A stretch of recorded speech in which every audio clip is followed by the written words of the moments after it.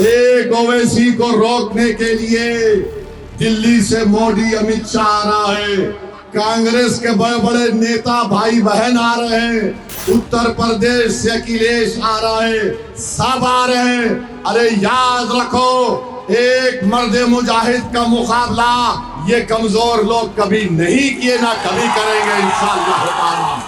तो मोदी भी आ गया सीमांचल को, अमित शाह भी आ गया, कांग्रेस के दोनों भाई बहन आ गए, तेजस्वी आ गया, सब आ गए। अरे जितनों को बुलाना है बुला लो। यहाँ पर पतंग छाप घर घर पहुंच चुका है। जिल्लत का जवाब, नाइंसाफी का जवाब, गुर्बत का जवाब, जमीन कटाव का जवाब, गद्दारों का जवाब, गद्दारों का जवाब। याद रखो, यहां से पतंग छाप कामयाब होगा, मास्टर नहीं होगा इंशाअल्लाह। आपके दिलो दिमाग में जो बात छुपी हुई होती है, जिसको आप अपनी जबान पर लाकर जालिम हुक्मरानों को चीख मार कर सुनाना चाहते हैं, असदुद्दीन ओवैसी को अल्लाह ने उस नेमत से नवाजा कि तुम्हारे दिलो दिमाग में जो नाइंसाफी का तूफान उमड़ रहा है सीमांचल के ताल्लुक से, ओवैसी उसको अपनी जबान पर लाकर जालिमों तक पहुंचाने का काम करता है और मैं करता रहूंगा। अगर एक असदुद्दीन ओवैसी अकेला 540 के पार्लियामेंट में खड़े होकर मोदी, अमित शाह और नीतीश कुमार और राजद और कांग्रेस के एमपीज के सामने सीना तान कर खड़े होकर सच्चाई को बयान करता है, जुल्म को जुल्म कहता है, नाइंसाफी को नाइंसाफी कहता है, तो क्या 11 तारीख के दिन कोचा दामन की जनता एक अदना जालिम के खिलाफ वोट देने के लिए तैयार होगी या नहीं होगी? इसका जवाब आपको देना है। अगर ओवैसी तुम्हारी हक की लड़ाई, तुम्हारी तर्जुमानी पार्लियामेंट में करता है, तो कोचा दामन की जनता को 11 तारीख के दिन दलालों और जालिमों के खिलाफ अपना वोट देकर अपनी क़ियादत को बनाना है, अपने वोट से अपने नुमाइंदे को कामयाब करना है। और अगर मास्टर कल रात कोई मिठाई बांटते हैं तो मिठाई दबा के खाइए, मगर सुबह में पतंग छाप को वोट दीजिए। अगर मास्टर के लोग डराने का काम करते हैं तो मैं ये जिम्मेदारी हमारे गुड्डू बाबू को देके जा रहा हूं। गुड्डू बाबू देख लेंगे उन लोगों को।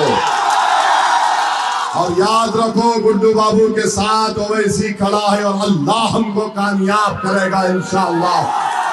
जालिम हारेगा, जालिम रुस्वा होगा और जालिम को बदतरीन शिकस्त आप लोग अल्लाह के फजलो करम से देंगे पतंग छाप को डालकर।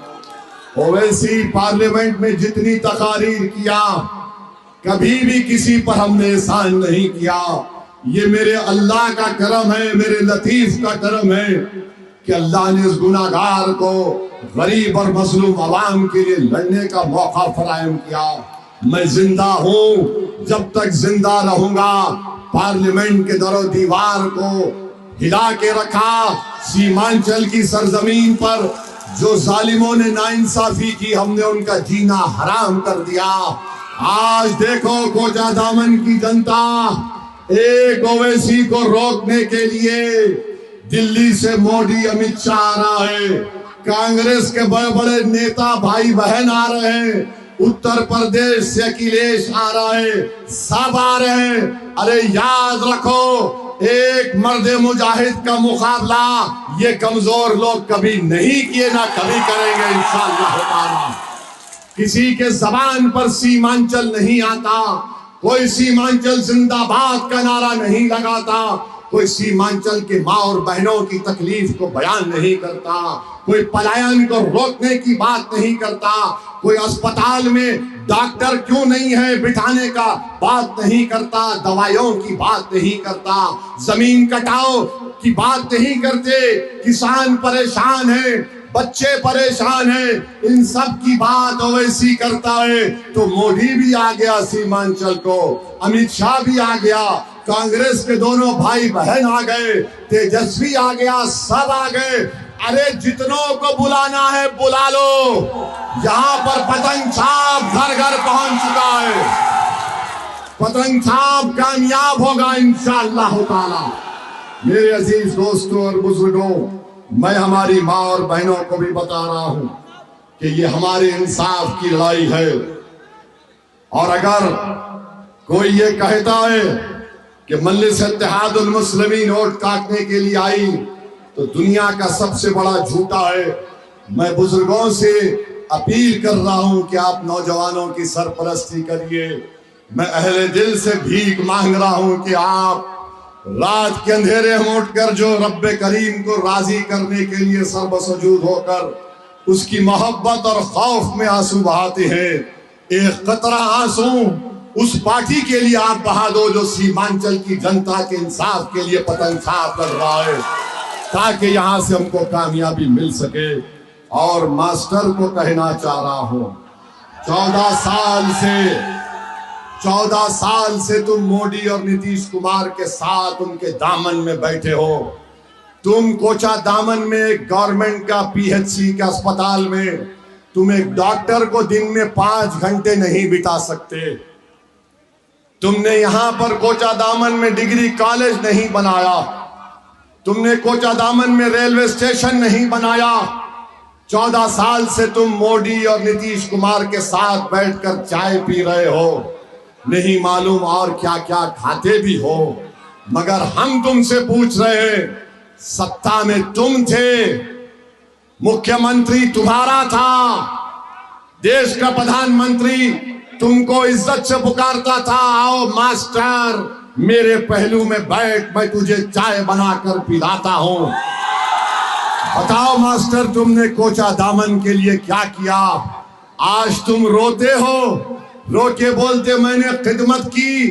तुमने मोदी की खिदमत की, तुमने नीतीश कुमार की खिदमत की। तुमने जो खिदमत की, मोदी ने हमारे मुस्लिम महिलाओं के खिलाफ ट्रिपल तलाक का कानून बना दिया, जुल्म किया। CAA का कानून मजहब की बुनियाद पर बना दिया। मास्टर तुम्हारी वजह से, मास्टर तुम्हारी वजह से UAPA का कानून नीतीश और मोदी ने बनाया, जो बच्चे 6-6 साल जेल में सड़ रहे हैं। मास्टर तुम्हारी वजह से वक्फ का कानून बन गया। जब तुमने देख लिया कि अब जीतने का रास्ता नहीं है, तो अचानक कूद गया और राजद के पास चला गया। इजहार हस्बी के पीठ पर खंजर घोंपने का काम तेजस्वी यादव ने किया। कोचा दामन की जनता, इस धोखे को याद रखो जब तुम 11 तारीख को डालने जाओगे। और हम मास्टर से पूछना चाहते हैं, तुमने इंसाफ नहीं दिलाया, मगर कोचा दामन और सीमांचल की जनता से बताना चाह रहा हूं, याद रखो सोनता की जनता, पटना से इंसाफ नहीं मिलेगा, दिल्ली के बादशाह से इंसाफ नहीं मिलेगा, हैदराबाद से इंसाफ नहीं मिलेगा। इंसाफ मिलेगा जब तुम पतंग छाप के सियासी क़यादत को सीमांचल में बनाओगे। इंसाफ मिलेगा जब तुम सरवर आलम को अपना नया विधायक बनाओगे। और तुमने कभी किसी को चाचा के नाम पर वोट दिया, कभी भतीजे के नाम पर वोट दिया, कभी कहा कि ये फुला का बेटा है, ये फुला का भतीजा है। आज हम तुमसे अपील कर रहे हैं कि तुमको और आपको और हमको सिर्फ सीमांचल के नाम पर पतंग छाप को वोट देना है। क्या आप देंगे? इंशाअल्लाह। मेरे अजीज दोस्तों और बुजुर्गों, हम आपको बता रहे हैं, मजलिस की कामयाबी को रोकने के लिए बहुत से सर्कस के जोकर सीमांचल को भी आए, कोचा दामन को भी आए। ये सर्कस के जोकर हैं, अपना कर्तव्य करके चले जाते। तुमने काम किया, सीमांचल की जनता 11 तारीख को पतंग छाप को बटन दबाएगी। मेरे अजीज दोस्तों और बुजुर्गों, निफाक और इंतशार का शिकार मत होइए। याद रखिए, ये मास्टर इलेक्शन हारेगा इंशाअल्लाह ताला। और तैयार हो जाइए, मास्टर दोबारा नीतीश और मोदी के पास चला जाएगा। ये नहीं रुकेगा। इसको वोट डालने का मतलब ये भी डूबेगा और आपको भी डूबेगा। तो इसलिए मास्टर की इस कुलाटी मास्टर है, ये कहीं पर भी कुलाटी मार सकता है। और हम आपको बता रहे, हमारे सीमांचल के हिंदू भाइयों को बता रहे, मजलिस सीमांचल की लड़ाई लड़ रही है, क्षेत्र न्याय की लड़ाई लड़ रही है। आप इसमें हमारा साथ दीजिए। क्या भारत के संविधान में, नौजवानों तुम पढ़े लिखे हो, भारत के संविधान में दफा 38 उठाकर पढ़ो। दफा 38 कहती है कि लोगों में गुर्बत और नाइंसाफी को कम करना चाहिए, विकास होना चाहिए। ये भारत का संविधान की दफा 38 कहती है, 38(2). ये मजलिस काम कर रही है। मेरे अजीज दोस्तों और बुजुर्गों, आखिर में हम कहना चाहेंगे कि ईंट का जवाब पत्थर से नहीं होगा। ईंट का जवाब पत्थर से नहीं होगा। जिल्लत का जवाब पतंग छाप को देकर होगा। जिल्लत का जवाब बोलो, जिल्लत का जवाब, नाइंसाफी का जवाब, गुर्बत का जवाब, जमीन कटाव का जवाब। जमीन वहां पर अख्तर भाई के कॉन्स्टिट्यूंसी में मस्तान साहब से किसी ने पूछा ये कटाव का कारण क्या है, तो बोला इसका कारण धसन है। मस्तान साहब भी माशाअल्लाह। तो धसन का जवाब,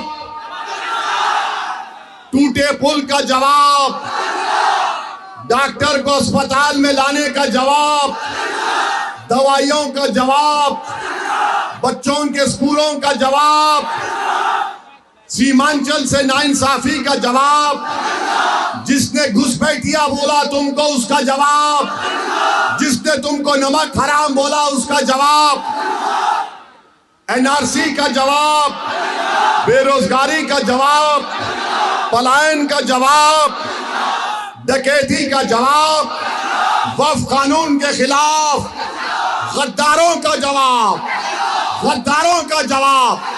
तो आपने फैसला कर लिया 11 तारीख को पतंग छाप तोड़ देंगे। और अगर मास्टर साहब मिठाई दे रहे हैं तो तबरुकन खा लो, छोड़ना नहीं। 14 साल से नीतीशवा ने इनको बहुत मिठाई दी।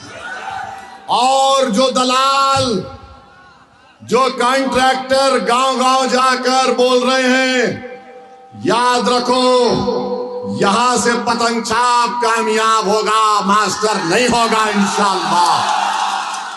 तो लगाइए मेरे साथ नारा, सीमांचल जिंदाबाद, पतंग छाप जिंदाबाद, इजहार असफी जिंदाबाद, अख्तर उल ईमान जिंदाबाद, गुलाम सरवर जिंदाबाद, सुरजापुरी जिंदाबाद, कुलैया जिंदाबाद, शेरशाहवादी जिंदाबाद,